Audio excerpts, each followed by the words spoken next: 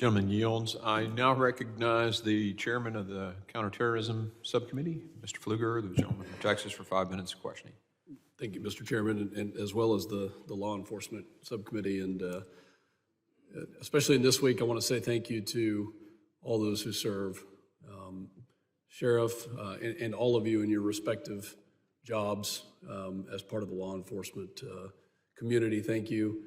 I think one of the reasons that we're having this hearing is to express our appreciation, to make sure that even in some communities where law enforcement may not feel as appreciated, and Mr. Bullock, I'll talk to you about that specifically in Austin, Texas, what we want to do today is to say thank you across the nation to our law enforcement personnel, to the families that support them and allow them to put that uniform on every single day to protect and serve.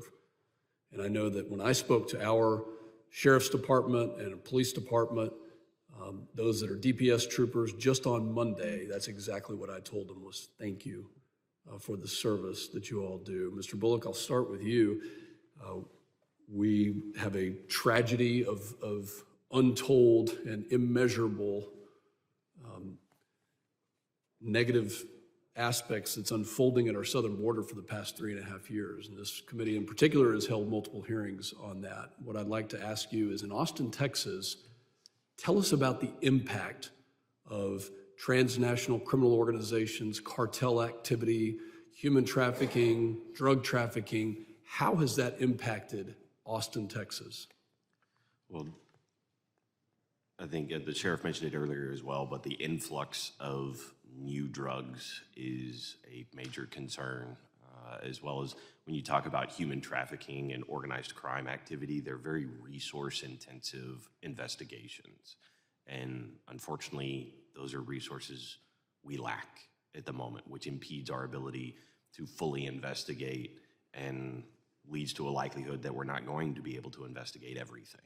So my concern overall is that as you deal with more complex crime, as you deal with an influx of individuals who are engaged in criminal activity and very serious when you're talking about trafficking individuals, that we don't have the resources to appropriately interdict and to stop that kind of activity. And there was a lack of political will as well inside Travis County, specifically inside Austin. Has that been reversed? Do you feel supported by local leaders as far as the prosecution goes of these crimes that you're referencing? No, we have yet to see that reversed. That's really unfortunate. A lot of those officers have come to San Angelo and Midland and Odessa, where I live, because they do feel supported there.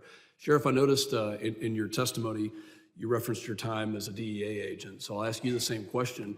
When it comes to fentanyl and other illicit drugs that are coming across the southern border, how has that impacted you, the job that you're in right now, the community that you serve, and then maybe give us an idea of what this looks like over the past couple of years, 20 years in your time in service, and how bad is it right now?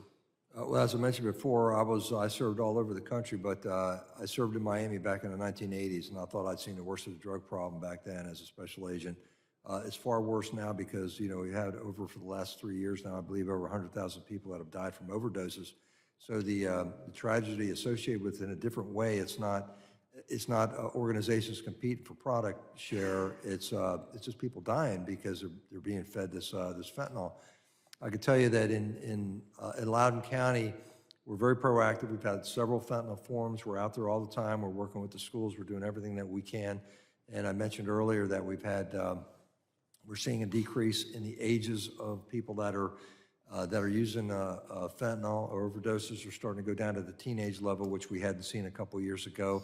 Started with heroin, then it's fentanyl, and now it's almost all pure fentanyl now. So it does really concern me here, and then I look at the problem nationally, and I always, when I give my presentations, I say if you were to fill up the Washington Commanders Stadium, every single one of those seats probably still wouldn't have the amount of people that died from overdoses last year. So it is critical that we address this issue. We've got to be proactive on it with the education, Narcan, and all these other things that we do that we're very active on.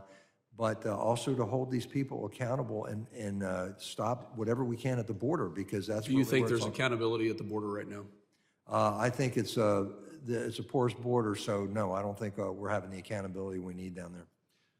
To our other two witnesses, I'm sorry we didn't have time to come to you again. Thank you for being here. And I'll reiterate, thank you to all that serve, all those who serve and their families for sacrificing so much for the safety of our communities. And it is my sincere hope that we will actually get back to accountability. With that, Mr. Chairman, I yield.